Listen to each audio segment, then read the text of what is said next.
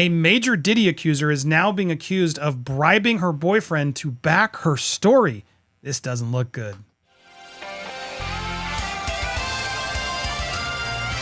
Welcome to Popcorn Planet. I am Andy Signore. So glad to be back with Rais, beard lawyer. Welcome back, sir. You were live with us as this sort of talk, but I wanted to break it down its own story. I'm also banking content because a hurricane hit Tampa Bay. So thanks for all the support and love. But I wanted to go focus on that while I have some videos in the back. So I wanted to go over this with you because this is troubling, right? This is the issue. We knew that people might come forward and try to get a cash out, right? We knew that. This person, though, was out there with Gloria Allred, crying, seemed very credible. I wanted to get your thoughts as a lawyer of how bad is this when we are now getting word back that she was basically offering her boyfriend, it seems, $3 million to back the story. Text message apparently reveal, well, I'm going after Diddy because he's the one that has the money. Mentioning, well, what do you want, $3 million? If he agreed to back the alleged events. The actual text reads, what do you want? And $3 million? What is your reaction to this, Reese? And how does this affect the potential case, you think? This is a very bad look. If an accuser who's potentially going to be a plaintiff is coming out bribing or offering money for someone's testimony, it's a terrible look. And that's something that could end your case before it even reaches the courthouse steps. So again, TMZ, again, it's TMZ though, but they've confirmed the text, the validity of the text told through the boyfriend. And he interpreted it as an attempted bribe. Now, could that be part of it? That maybe this wasn't a bribe? Maybe this was, look, Kim had said a good excuse. Kim was like, well, what if they were scared? Like, this is a powerful guy, right? He doesn't want to get involved in this case. He'd be worried about Diddy and anybody coming after him. And maybe she was saying, well, look, I'll give you $3 million of it because I want you to feel safe and secure too. Could that be an excuse? You know what? It could be. It could be. Here's what we don't know. We don't know the outer bounds of what she was thinking, and it's going to have to be explained, right? And so if she's smart, she's going to have a lawyer who's going to make a public statement about this to explain it now, because this is the first thing that a defense lawyer, Diddy's lawyer, should a lawsuit be filed, are going to unravel very, very, very quickly. So it absolutely needs to be contained, right? I mean, it could be that the money was, look, this is a dangerous guy, right? You know what happened. You know the truth. Are you willing to testify?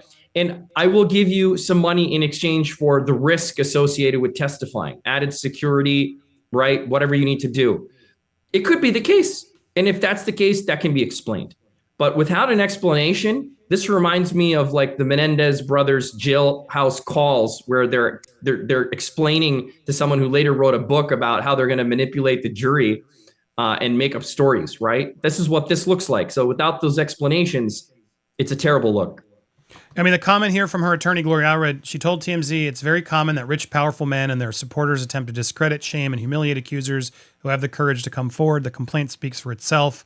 Our client is looking forward to her day in court. I mean, she doesn't really address it, right? This is a little troubling because you'd think, that you would respond in some way of, the boyfriend's not telling the full picture. We will, we are prepared to defend ourselves. She knew, there's nothing here, not even an attempt. Do you think this is a sign of weakness from Gloria Allred potentially? Just realizing, what do you think? Well, you know what? Lawyers don't make statements to the press for a variety of reasons, because the more statements you make, the more the threads can be pulled on. All lawyers who deal with public-facing lawsuits have dealt with this issue.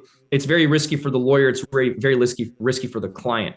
And Gloria Allred is a good lawyer. She's a high-powered lawyer. She knows what she's doing. She's extremely experienced. And so if she made a statement like that, there has to be a good reason for it. But I think it will definitely need to be addressed once this lawsuit is filed, once it gets into discovery. She's obviously going to be deposed if it gets that far. She absolutely will have to explain it. But it is plausible, Andy. It is plausible that the monetary amount that she's talking about was legitimately to help someone testify, not make up testimony, but get them to the table to testify. And that's legal. You are allowed to, split proceeds, depending on the dangerousness of the case if we win.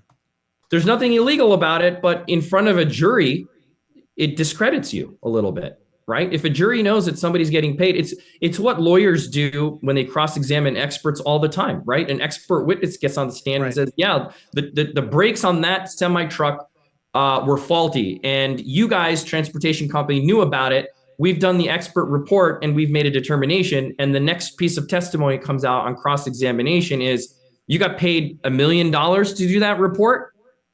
Right. The jury's just taking notes on that, right? It always usually goes to credibility and whether there's a bias to lean a certain way. And that's open for cross-examination at trial. So at the end of the day, look, there's that Busby guy said there were, 3,000 people or whatever that were calling in accusers, and they whittled it down to sort of 120. As a lawyer, what is that process like? How do you vet and make sure you're really positive that your client is being honest, right? Because one bad egg in that batch can sour the whole thing, no?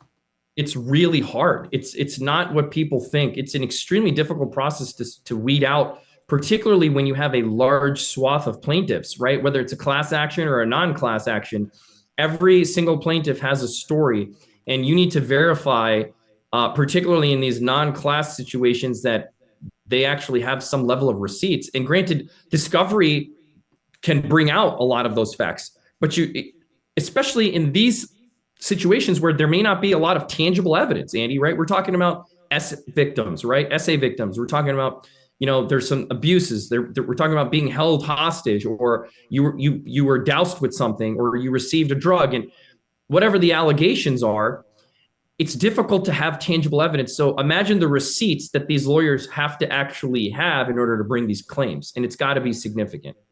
Right. I mean, they're saying they got 12,000 calls in 24 hours. Like, how do you even do that? I guess you can hire a hotline or outsource it to a group that's probably keeping those notes, right? And triaging it, if you will, to more credible people, et cetera. But this is an expensive thing to compile through and get correct, no? It is a very expensive thing. I mean, Tony must have invested a significant amount of time and resources in order to weed these people out and filter through the leads and make sure that they are legitimate, and then meet with them, right? 120 people, if you meet with them for 1 hour each, 120 hours, that's at least 3 weeks of nonstop interviews, right? So he's definitely got his work cut out for him, and he definitely put in the work. So at the end of the day, like, do you think Gloria Allred was prepared for this? Do you think is this something you think how often do you think these lawyers are actually surprised by this, something that comes in that changes the story? I think it happens more often than we realize. And I think that good lawyers like Gloria, they just have to be prepared to pivot and address it. Gloria's, again, she's been in front of the camera many, many, many times. She knows what she's saying. She's a high-powered, very public-facing lawyer. I'm sure she's dealt with this quite often. But if you're a lawyer who doesn't deal with these kinds of things, like you don't deal with media-related issues, it's a devastating pill to swallow, and it can shatter your ego quite a bit. I mean, the reality is, speaking candidly, you might have said, yeah, I'm going after because he has the money. I mean, she has a right to get the money, right? Especially if she was a victim in this. And again, this, what do you want? N3 mil, like, it looks not great, but again, I need to see the context and the full thing. And Gloria's statement, in theory, could be true that maybe they tried to pay off the boyfriend. We don't know, right? They may have been trying to pay off the boyfriend to go get him to say it's not true. And that's how he's actually trying to get his payday, because she wasn't really offering. Maybe he wanted the money, right? There are things behind this that could change the story. That's right. All we know is that the boyfriend blocked her. They blocked her text and blocked her on social media, according to this report. Somebody's going to talk to him in more detail. At some point, he may be subpoenaed to appear in court. He's going to be named as a witness. The text messages are going to come out. But I agree. I don't want to take a position without seeing the full, set of text messages and without a full understanding of what exactly was happening here. Is it a bad look? It's a bad look. Can it be explained? It can absolutely be explained. Look, plaintiffs' lawyers will tell you they always go after the people with pockets. Of course, that's what they're trying to do, is get an economic upside for their client who's a victim. Oftentimes in cases where their damages are not guaranteed, but there's a level of certainty that somebody was injured, right? So of course you want somebody that can pay the bill. Well said. If you need an internet lawyer, defamation, etc., make sure you go to RM Warner Law or look him up at Beard Lawyer. Raiz is a good one. I appreciate you, sir, making the time. What do you guys think? I want to hear your thoughts in the comments down below. Make sure you hit that subscribe button and the bell. When you hit that bell, hit all. So you smash that like when you get the notification and leave your comments. Help the algorithm. We got so much more content. Click on these videos if you haven't already. Diddygate is not stopping. Hold on to your butts.